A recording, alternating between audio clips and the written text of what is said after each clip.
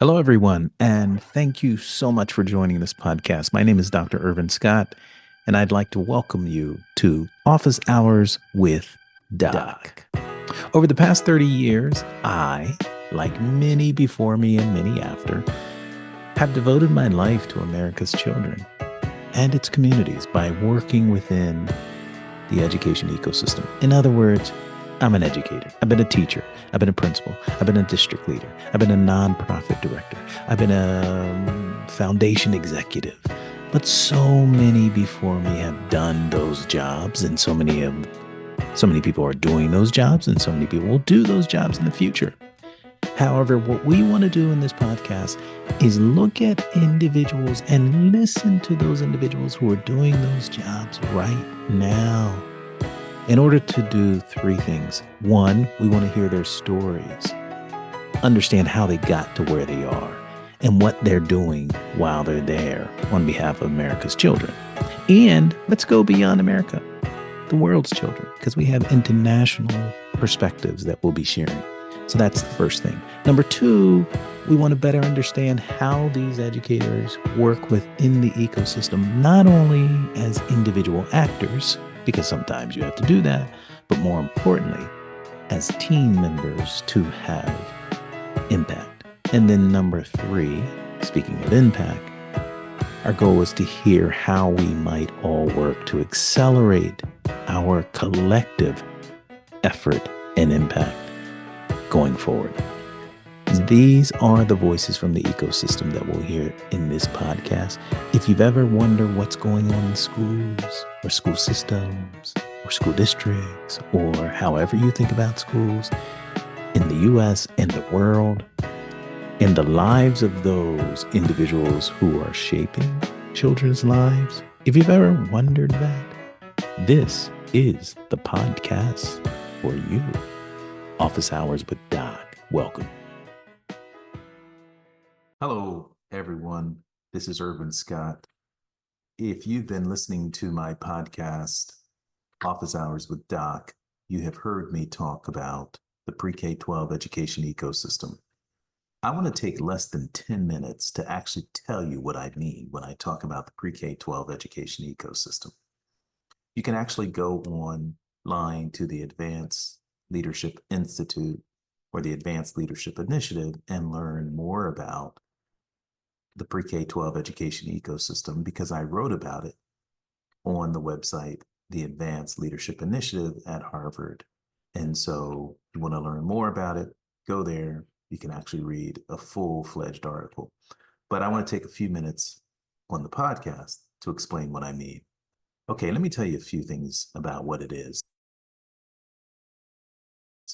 First of all, it's a conceptual framework. In other words, it's a mental tool that helps organize and communicate ideas. That's what I mean by conceptual framework. In some ways, it's like a metaphor. I'm using ecosystem as a representation of something else. We all know that a natural ecosystem is something that nature provides as a way of sustaining itself. Things live within a natural ecosystem. And all I'm talking about is a pre-K-12 education ecosystem where individuals work within that system together to advance outcomes for kids. So it's a conceptual framework. It's a mental tool to help understand how that system should be operating on behalf of kids. All right. The other thing is I developed it after I left the Bill and Melinda Gates Foundation. So I came up with this conceptual framework once I left the Bill and Melinda Gates Foundation. In some ways, it's an afterthought. I was able to reflect back on my time at the Bill and Melinda Gates Foundation, which was for 5 years. And I thought about the work that we did at the Gates Foundation, which was amazing because it impacted K-12 education across the entire country. And I was really blown away about how that happened. And then being able to step back and look at that work, that made me look at how the ecosystem operated in a way that enabled that work nationally and statewide and locally. So that's sort of where the idea was spawned once I left the Gates Foundation and moved on to Harvard as a professor. I began to think about what did we just do at the Bill and Melinda Gates Foundation? What did I just do? What did I work with a bunch of people to do? It wasn't just me. And then I wrote this paper as a result of it.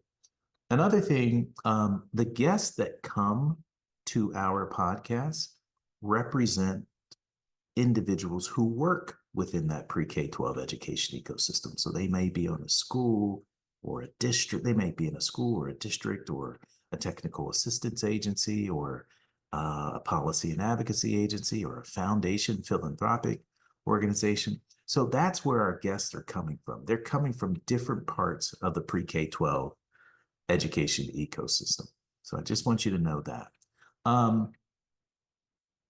And the other thing I want you to know is that throughout an educator's career, they may navigate different parts of that pre-K-12 education ecosystem. I know I did. I started in the K-12 part of that ecosystem as a teacher, and then I moved into the more nonprofit technical assistance part of that pre-K-12 education ecosystem as a executive director at Project Forward Leap. Then I came back into the school part of that pre-K-12 education ecosystem as a principal, then moved on, stayed in that part and moved on to a district, but then went to a foundation. So I've navigated different parts of that education ecosystem, pre-K-12 education ecosystem. And many of our guests will do that same thing, navigate different parts of the education ecosystem. Another thing I just want you to know is I wonder if there are ways that the system can act more like a true ecosystem. That's one of the things that we will grapple with in our podcast. Not only are individuals, that's why it's important for us to know their story. Not only will individuals navigate different parts of that education ecosystem, but a big wondering that I have is, does the ecosystem really act like an ecosystem? And an ecosystem in nature, if it doesn't thrive as a real, true ecosystem, it dies off, or different parts of it die off. And the same could be said potentially for pre-K-12 education ecosystem. If we don't operate as a true system, then we risk losing our students, losing them academically, losing them social and emotionally, and in many ways, we risk not allowing educators to thrive in that education, in that pre-K-12 education ecosystem. Okay, the last few minutes of this brief overview, I want to just run through the different parts of the pre-K-12 education ecosystem. And I'm going to do that. You can actually, again, go to the Advanced Leadership Initiative and see those parts of the education, pre-K-12 education ecosystem represented visually, and examples of those parts when you actually read the paper. But I'm going to just do a real quick voiceover around those parts. If you're watching this on YouTube, I'm going to share my screen and you'll be able to see me actually talk through them real quick. I'm going to do this in a matter of minutes, hopefully. All right. Hopefully you can see the different parts of the pre-K-12 education ecosystem. All right. First thing to understand is the biggest part of the pre-K-12 education ecosystem is where the kids are. It's the big light blue area, big circle. I used to have all of these circles the same size, and then I had a great conversation with Dr. Andres Alonso, former chancellor of New York City Public Schools, for former superintendent Boston, I'm sorry, Baltimore Public Schools. And when he looked at my visual, he's like, that visual is all off, Irvin. The circles can't be the same size. The biggest has to be where the kids are and where most of the professionals are. Teachers, 3.5 million teachers, principals, district leaders, school counselors, nurses. That's the biggest part of the pre-K-12 education ecosystem is pre-K-12 systems, which includes schools, districts, LEAs, charter management organizations. That's where most of the educators are. That's where the kids are. And that is the biggest part of the pre-K-12 education ecosystem. There's another dotted line in the heart of the pre-K-12 education, in the heart of the PK-12 systems. It says local organizations, community-based organizations, faith-based organizations, even government agencies. That represents a group that is even closer to kids. I say to people all the time that educators are with kids 180 days, at least that's where we're required to be. But local community-based organizations, faith-based organizations, they're there 365 days out of the year. And they're there 24/7. And so we oftentimes don't consider enough those groups when we're thinking about how to have impact on behalf of kids. Another part of the pre-K-12 education ecosystem is technical assistance organizations, nonprofits that provide direct and indirect service to schools and to systems. Another part is policy and advocacy organizations working to shape the policy context and the various policy levers that impact K-12 education, pre-K-12 education. Another part of the pre-K-12 education ecosystem is research evaluation organizations that do a lot of research and evaluating of the impact that we're having in K-12 education. Another part is investors, foundations, philanthropic organizations, and obviously they can be national, local, regional. That's where I worked for 5 years at the Bill and Melinda Gates Foundation. Businesses, another part is businesses and corporations. We don't think enough about the role that they can play, should play in the pre-K-12 education ecosystem, but it's a really, really critical role, a powerful role. And I give some examples in the actual article that I wrote at the Advanced Leadership Initiative. All of these systems are designed, or this system should be designed in a way that leads to impact on students, impact on communities.